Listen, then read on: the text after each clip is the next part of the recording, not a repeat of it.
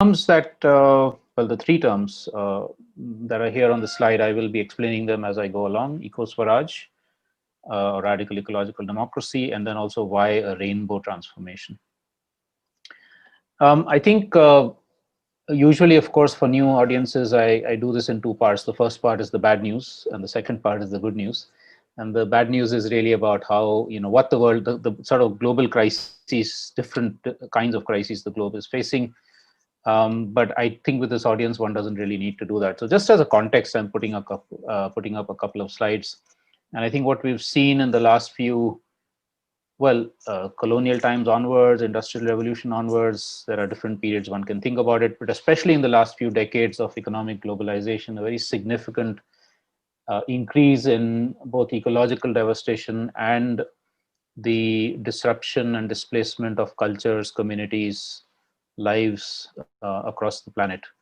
And especially in the sort of race towards a certain kind of modernization, westernized modernization, we have also seen the devastation of a very, very large section of traditional livelihoods. And the reason I'm putting up this term livelihoods to deadlihood is to actually also say that if you looked at livelihoods, they were not jobs, they were work or occupations that were encompassed within cultures, within ecologies, within social structures. Whereas jobs today are, it's like I have a job 9 to 5, Monday to Friday, and then I wait desperately for the weekend to enjoy myself. So for the most part, those of us who are lucky enough to be doing things that we are passionate about, that's great. But for the most part, people in the modern sectors are in um, mass production jobs where there's really no job satisfaction. There's no, or what the late anthropologist David Graeber called bullshit jobs. And that's, to my mind, a move from livelihoods to deadlihoods in multiple ways.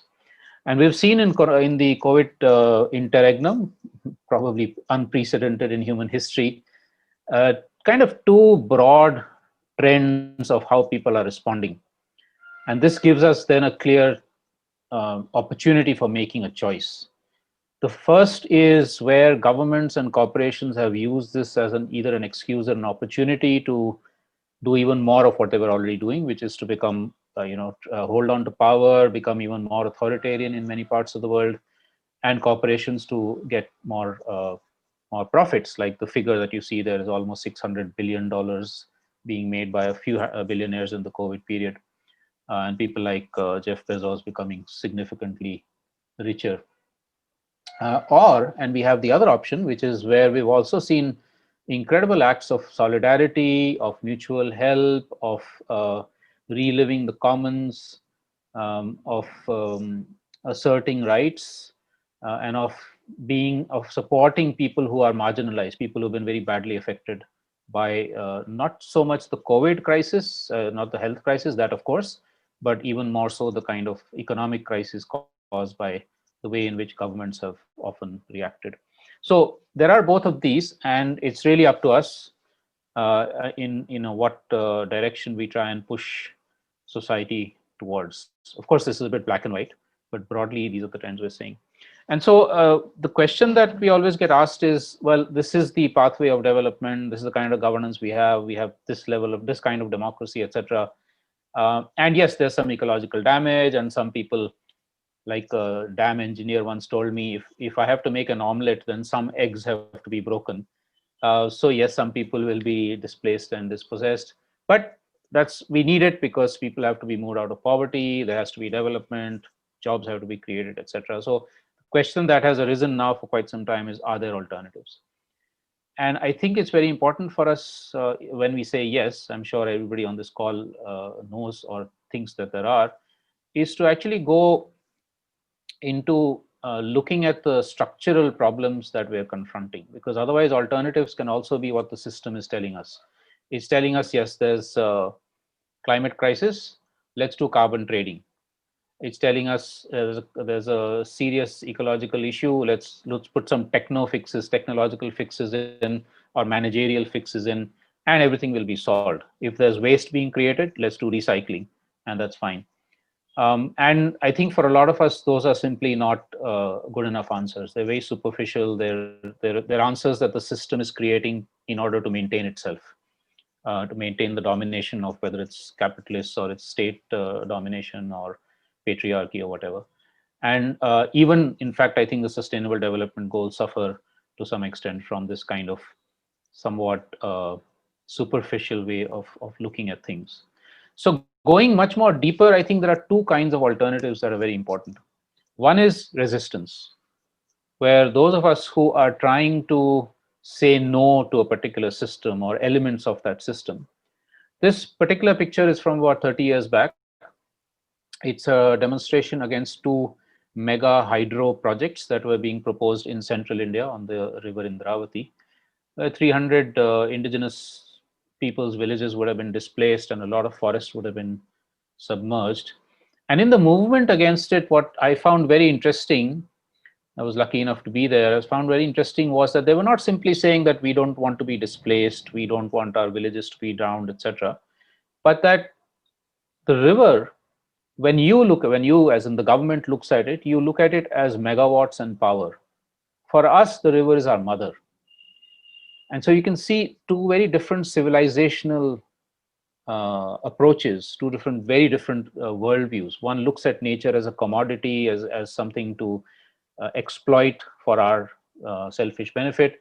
Other looks at the rest of nature as something that has its own entity, its own identity, its own spirit, and which we are in fact the children of. And so therefore fundamentally challenging the notions of how we relate to nature and to each other, and especially challenging therefore the structures of concentration of power in the hands of capitalists or nation states or men or humans vis-a-vis other communities. And now we see of course things like racism and in India casteism, etc.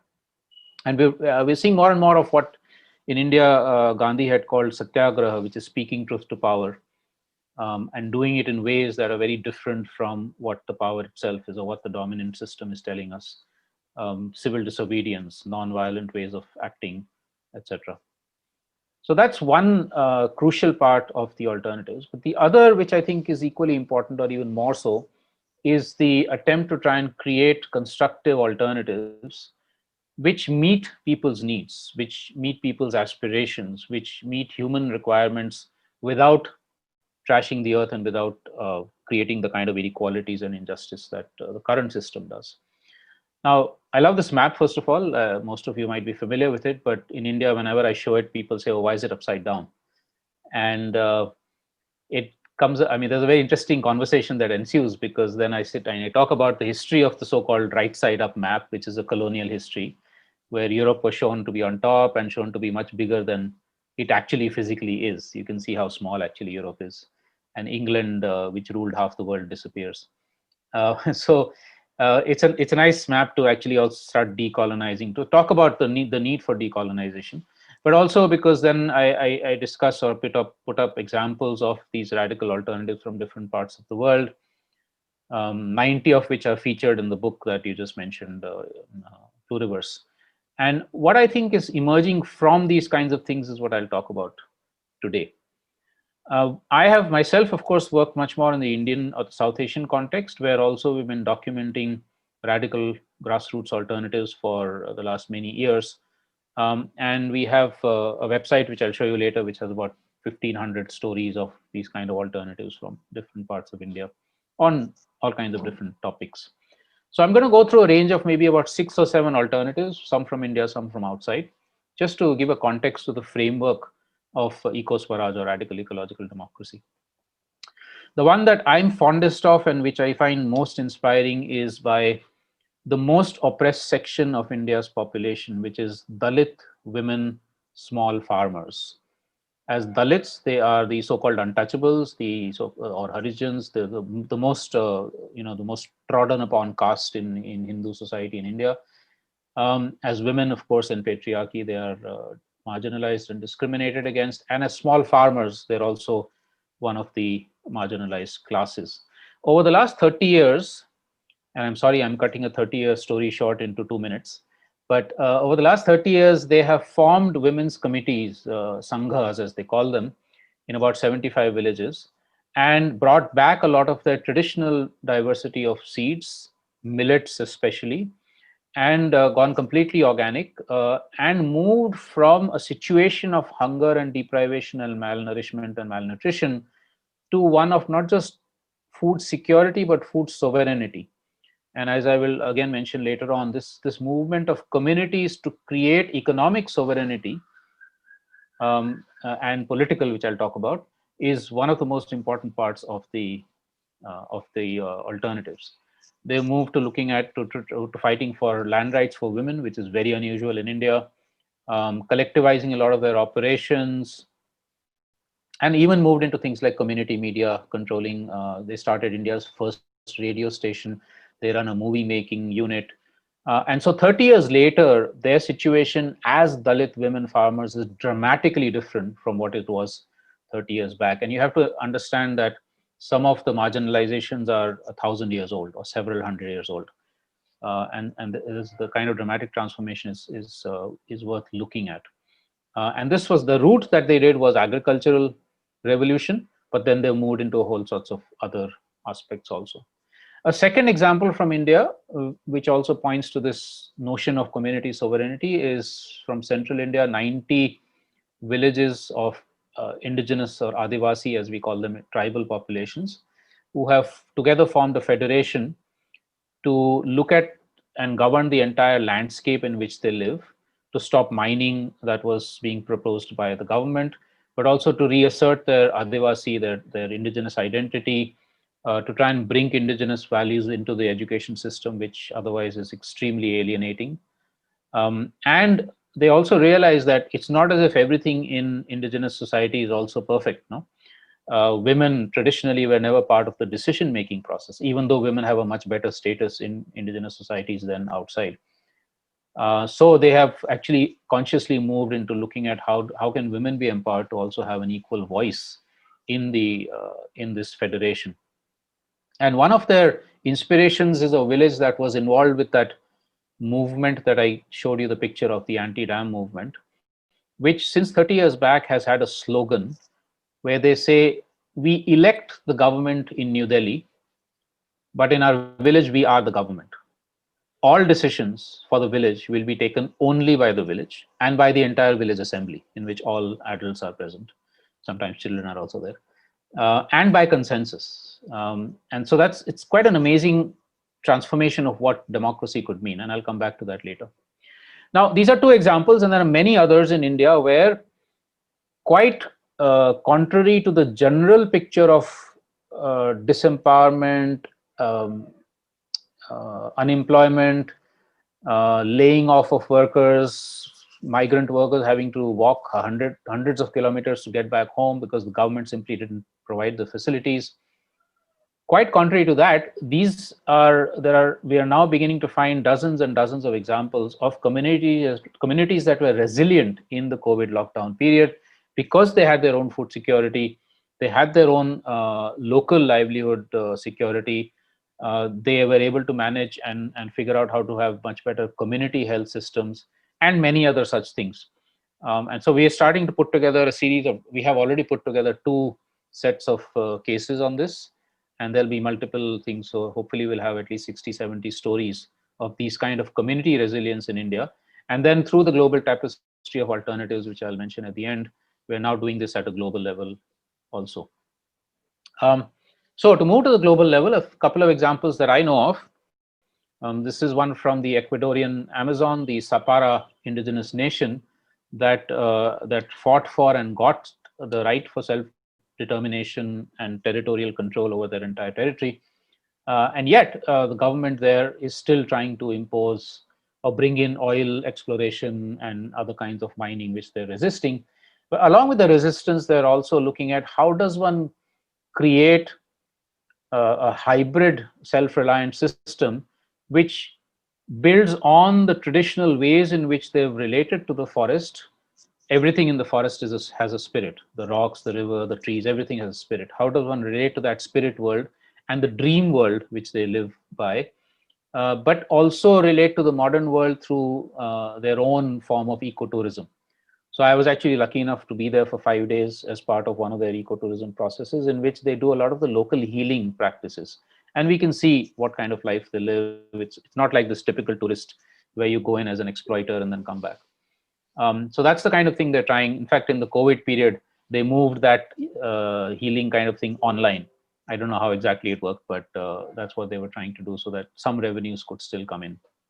And you find actually hundreds of examples, or maybe thousands of examples of this kind of community assertion of sustaining their governance and their custodianship over natural ecosystems and landscapes, or new forms of creating that kind of custodianship. So if you look at that website at the bottom, you'll find lots and lots of case studies from around the world of what we are now calling territories of life. Another example, which I find very inspiring, though unfortunately I haven't been able to visit it yet, is which is probably the most war-torn part of the world, the area between Turkey, Iran, Iraq, and Syria, where the Kurdish ethnic community has tried to create a zone of eco-feminist direct democracy or radical democracy based on their ideology, what they call genealogy, which is like a local feminist ideology. And one has to understand that this is in the midst of, again, a very patriarchal society. And of course, as I said, very war torn. So there's conflict all the time. In fact, recently Turkey had invaded this area militarily. And so I find it very interesting that, and this is at scale. This is not like one or two villages. It's at a much larger scale where they're trying to see, okay, every local commune has its own decision-making powers, and then you federate over a much larger landscape with that kind of ideology.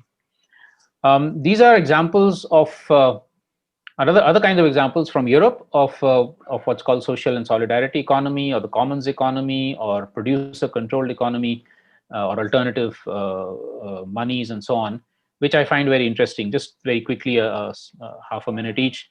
The bottom left, right-hand side is a factory in Thessaloniki in Greece, where the workers have taken over the factory a few years back, converted it from chemical detergents to olive oil-based eco-friendly detergents.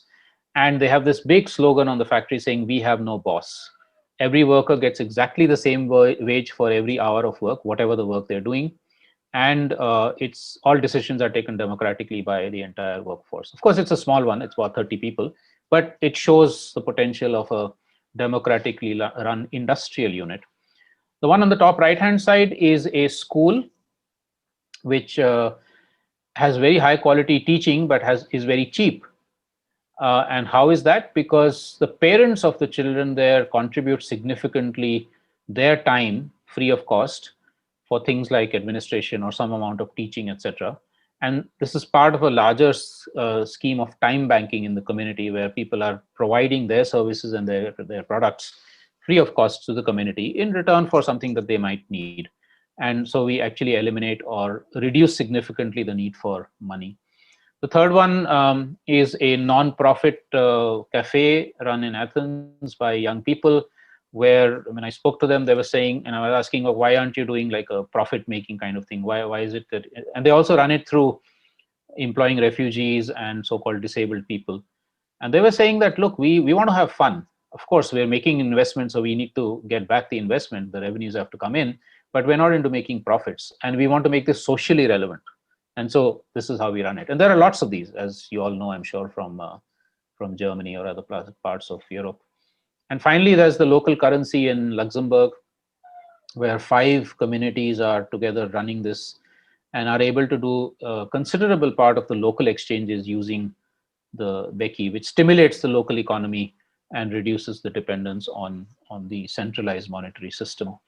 Then for many cities, again, from different parts of the world, you actually begin to see this movement of municipalism or feminist politics, which is much more cooperation based rather than hostile competition based, and where you create spaces of fearlessness, where refugees can be there without the fear of being attacked or whatever, and or cities of dignity, which in fact I will put up a chat link later on the 3rd of December. We have a webinar through the Global Tapestry of a book that's just come out called Cities of Dignity, which is 7 or 8 case studies from around the world of how urban areas are also transforming through this kind of much more local, democratic, and ecologically sensitive and socially sensitive practices.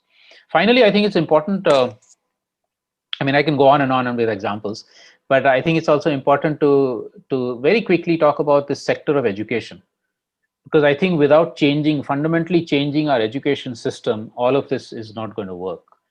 We have, at least I've gone through an education system in which this kind of stuff was simply not there.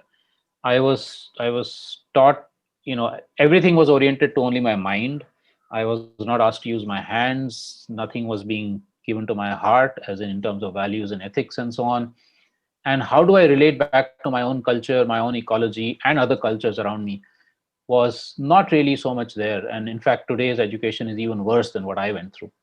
And so these are examples, and there must be hundreds more, of where there are learning institutions that are trying to change things, that are trying to bring ecology, culture, and the community back into the learning spaces, and to have learning spaces that are fun, that are enjoyable. And this reminds me of the original meaning of the word school, which is from the Greek schole, which meant leisure. Uh, Always worth reminding ourselves the original meaning of words. It's the same with democracy, which I'll come to. So, putting these and many more examples together through the process in India called Vikalp Sangam or Alternatives Confluence, we've come up with this what we call the flower of transformation, which is like looking at 5 different spheres of life: politics, economics, society, culture, and ecology. And I'll very quickly go through each one of them. And at the center of this flower of transformation, the most important part is a set of ethics and values, which again also I'll come to. So, um, politics. Now, we have always thought of political governance in terms of even the most so-called democratic nations in the world are focused heavily on elections, on electing a party in power and then hoping that that party will do the right thing.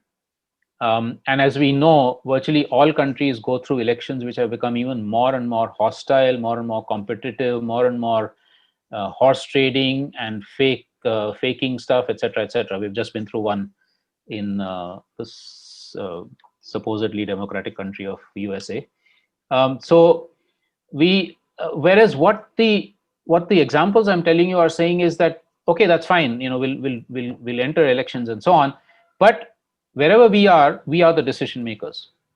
We're not going to allow bureaucrats and politicians or corporations to take decisions for us. Even if they are taking decisions that affect us, we have to be at the center of that decision making process.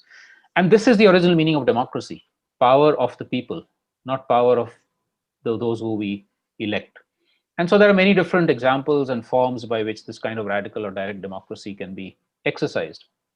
But of course, that requires face-to-face possibilities, which you can't do over a much larger landscape. So if we also have to govern larger landscapes, you need then representative or delegated forms of institutions. So then the question is, how do those become accountable to the grassroots, the ground level units of direct democracy? And again, there are many mechanisms that people have been trying to use.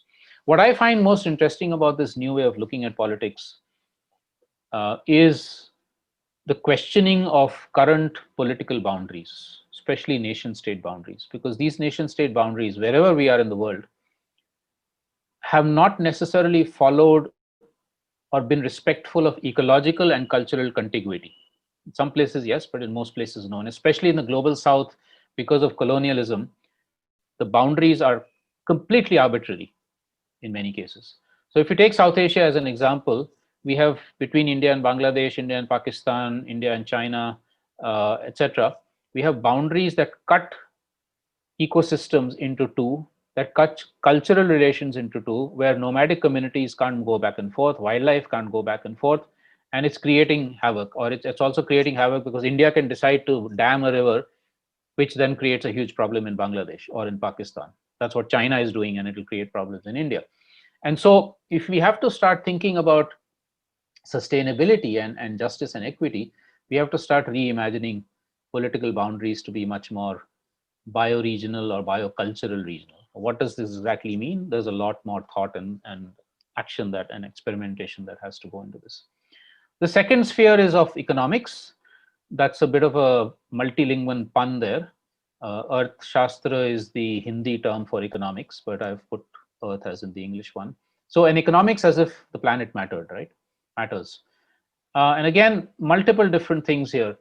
If you look at the Dalit women farmers talking about food sovereignty, what they were saying was with regard to the most basic things in our economic life, we should be the ones in control. Land, food, uh, tools of production, whatever it is. And for those basic needs, we should be self-reliant within a certain small region around us, because otherwise, something like COVID hits or a climate crisis happens, or there's an economic collapse as in 2008, then my dependence on somebody 1,000 kilometers away creates a huge problem for me. So how does one move towards localization as against economic globalization? But localization that, of course, also is socially just. It can't be of the kind where you say that, no, I'm going to close up my boundaries, no refugees here, or no XYZ, not one of those sort of xenophobic kind of localization. And that's why we call it open localization. Like the factory owners, the factory workers in Thessaloniki said, we are producers, we should be controlling and owning the means of production. Um, the weekend thing that I talked about, the Friday, Monday to Friday kind of thing, how do we create livelihoods back, not jobs, but back to livelihoods where we are passionate, where it's our creativity can be expressed, where we're having fun. So it's like this Western notion of weekdays and weekends has to be demolished. I mean, right now, today is Sunday, right? And we're working, at least I'm working. And I have no problems with that because, it's like I'm enjoying doing this and hopefully some of you are enjoying listening to it. We're also then the commons, the whole commons movement of trying to say that the kind of privatization that has taken place of land, of natural resources, of knowledge, the struggles against that to recommon all of this and put it back into a common heritage is also very much part of this new economics. And then removing the very central control of centralized money systems in our lives through the kind of examples that I gave. The third sphere is of justice. And I think this is very important because the first two, like I gave the example of localization, which says I'm going to close up my boundaries and nobody else can come here, can lead to even greater problems unless one also has social justice in mind, social, economic, cultural justice in mind. So the struggles for gender equality, for eradicating casteism, racism, and many other such things is also very much part of this. The fourth sphere, I think, is something that generally we tend to neglect, which is that of culture and knowledge, where the incredible diversity of cultures and knowledge systems across the world, how do we sustain those in the face of the kind of colonial attack that of homogenization that has taken place for the last 400 years? So like the map that I put up, how does one do much more of this kind of decolonization of knowledge systems? How does one democratize research and development, science and technology? Why should knowledge generation, science generation, technology generation happen only in or supposedly happen only in formal institutions and corporations? It's actually happening all the time in the general public, except it's not recognized. If in India farmers have created 50,000 varieties of rice, and that's, I'm not joking, that's documented, it is so-called ordinary people doing extraordinary things. They didn't have any lab in which to work and things like that. They just did it, and that's part of thousands of years of history of innovation that we've had. But how does one bring that back into the recognized democratic domain is very important. The same thing with arts and media, and then the ability for each one of us to also look within ourselves, not just talk about the external changes we need, but so how does one create the environment of also of being able to grow ethically and spiritually. And the last sphere is that of especially for those of us who have so-called developed and become industrialized, how does one re-examine one's relationship with the rest of nature? And here, of course, what indigenous peoples have been telling us for centuries and millennia becomes so very important, where it's not the left-hand side image that you see on the bottom, which is where human beings are at the pinnacle of evolution, but it's actually the right-hand one, where we are just one out of 50 million species. and how do we behave then like that and not dominate the earth in the way that we have been doing. So also then in the formal system, the movements towards recognizing the rights of nature, the rights of rivers, the rights of mountains, and in some way moving from that to actually creating a life where respect is inborn. You don't have to have a legal right to respect somebody, but it's actually something that is born, is part of life itself. So basically that's the way we look at it. And then, like I said, at the center of this is a set of values. So one of the things I often get asked about is, okay, how does one replicate what the Dalit women farmers are doing all across India? Or how do you upscale that? And my response has always been that we don't need upscaling and replication, we need outscaling. And in a minute, I'll come back to that. But let me take a quick look at the values, which I have learned from these different examples. These are not something plucked out of the thin air, but just what people themselves are articulating in all of these. Now, we could do a whole different session just on these values and ethics, but obviously we don't have the time. But just to point to one or two. So number 4, for instance, about cooperation, collectivity, conviviality, which is your core focus, is really saying that instead of intense hostile competition, which is what we get taught in school, or which is what we get taught in so-called democratic elections, how do we work with cooperation? How do we work with commons? How do we reimagine Darwin, who actually didn't necessarily say survival of the fittest meant intense hostile competition, but in fact the fittest could be one who works in cooperation, as many recent biologists have shown. So and we've seen that again in the COVID times, that where people have been able to express cause solidarity, rebuild the commons, that's where maximum resilience has been there. Or we think of the third last one, which is that of non-violence, which was such a strong component of India's independence movement and what Gandhi was talking about, where non-violence is not just about not hitting somebody else, but also the ways in which we think, the ways in which we talk, the ways in which we relate to each other, including to the rest of nature. So in India, some of us have kind of coined this term, which is Eco-Swaraj or radical ecological democracy. I'll come back to that, but let me explain to you Swaraj, because I think that's one of the terms that's very rarely or uncommonly known across the world, unlike, say, Bougainville, which has become quite world famous. I'm not jealous of it. I think it's fantastic. And I'll come back to why I think, what are the sorts of relations. But I think Swaraj is an equally interesting one, which became popular in independence movement, but it wasn't so much about India's independence from the colonial British. It was that, of course, but it was also where people like Gandhi were saying that I will be free to do what I want. My community should be free to do what we want, but in responsibility to your freedom and your autonomy, which means I can't run, I can't create havoc because my consumption needs go on and on and on and on. So I will do mining in your area and displace you and destroy all the wildlife there. That is not Swaraj. Swaraj is where there is that inner ability also in an individual and a community to restrain oneself, to be happy with what one has, because if you don't do that, you're going to be undermining somebody else's happiness, somebody else's satisfaction, somebody else's autonomy.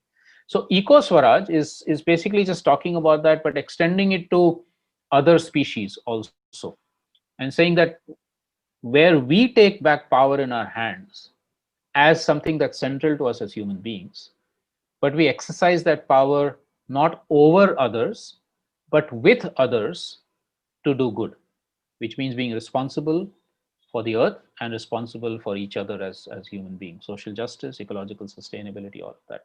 And I think this is very important, these two notions of power, power over and power with, or power to, very different things altogether.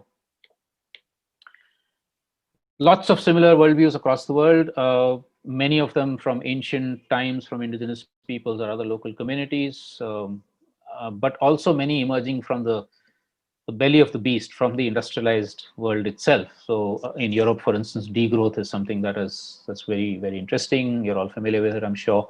The social and solidarity economy, ecofeminism from many parts of the world. So I think there's lots of them, and Pluriverse, the book, has 90 such examples. What I again find interesting is, thanks, is to see that, yes, there are very important and crucial differences amongst these. It's not like they're all the same. But there are also common threads. And I think, again, it's that set of ethics which is the common threads, and which is how we can probably build a much more greater global movement of solidarity. So putting all of this together, what I think is very important, because everywhere now in Europe and US and South Korea, people are talking about the Green New Deal. And that's great. It's certainly much better than the old deal, the capitalist deal or the state-dominated deal. But the Green New Deal also has some fundamental flaws. The inequalities between global South and North, the challenge of consumption patterns, the reliance on nation states, all of that is still weaknesses in at least whatever Green New Deals I've seen so far. And so how does one build in notions of different kinds of justice, and therefore different revolutions of different colors into what I'm talking about, a rainbow recovery or a rainbow New Deal or a rainbow revolution?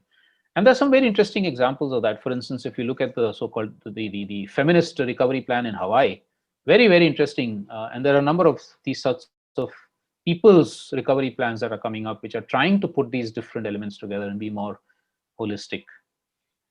How do we do this at scale? So going back to this issue of outscaling, basically saying, okay, learning from, let's say, the Dalit women farmers or the Sapara indigenous nation in the Ecuadorian Amazon or the Kurdish Rojava women, is to learn the principles, the processes, what worked, what didn't work, what were the ethics of what they're trying to do, and then see how to apply that in my own context. That's the outscaling. And then network to create the critical mass for effecting the macro change, rather than one organization or one movement becoming bigger and bigger and bigger. That's a big problem in corporations. It's also a big problem in NGOs, certainly. So even civil society has to ask itself this question: do we do horizontal outscaling, or do we just become bigger and bigger and become our own bureaucracy? And so therefore, respecting the pluriversity, or the pluriversal ways of knowing, of being, of dreaming, of acting, even as we think of what are the connecting threads. Lots of questions to explore, to do much more experimentation on. I think young people these days are coming up with some of the most fantastic movements around the earth. So maybe they're the ones who lead this transition, hopefully. Do we need a state at all?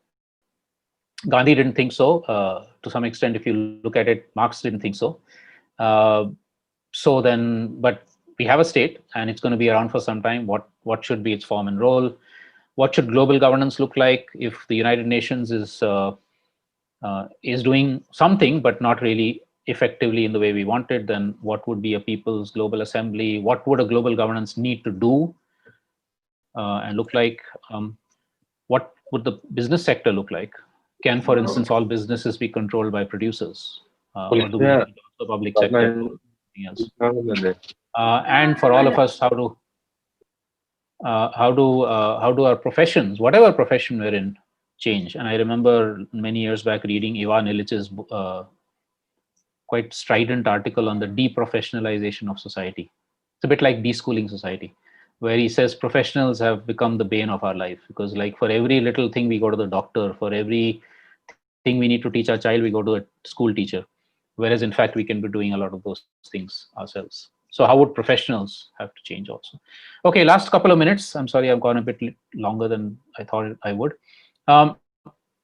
This is a process we began in 2014 in India, trying to create a platform, a horizontal platform of different kinds of movements and organizations and people working on alternatives in different fields to come together, to talk, to share, to collaborate, to create collective visions, to challenge each other, but especially across sectors. Agriculture folks talking to health folks, talking to education folks, talking to gender justice folks, etc., which often doesn't happen. And then learning, and that's the website at the bottom, which will give you lots and lots of stories of changes that are taking place. Learning from that and some other similar processes, such as Crianza Mutua in Mexico and Colombia, we've created this platform called the Global Tapestry. Again, trying to create a platform for horizontal learning, for distributed collaborations and collective visions and advocacy, and also supporting each other when any of us might be threatened by the system. So Pluriverse has already been mentioned. It is now, happy news, available for free PDF download if you don't want to buy it. And it's also there in Spanish. There's a Portuguese version coming up soon and an Italian version next year sometime. There's also many essays in Finnish and Hindi that are available, and I can put up the links for all of that. The one on the bottom left-hand side is something we tried an experiment on and was quite interesting, where we asked 40 people experienced in their own fields: health, education, sexuality, gender, indigenous peoples, pastoralism, conservation, etc., to dream a vision for India in 2100, completely idealistic, utopian, and then come back to the present and say, okay, how do we get there? What are the opportunities? What are the hurdles? What are the pathways that we can do that? So that also is available for free download. That's the website which we began 3 or 4 years back for more global stories of transformation. And I'm just going to put this up right at the end. So if anybody wants to note them, I can, of course, we can share the presentation also with anybody who wants it. There's no copyright on the presentation. And we have these 2 or 3 lists, which I'd be happy to put anybody here on for more news and information on this.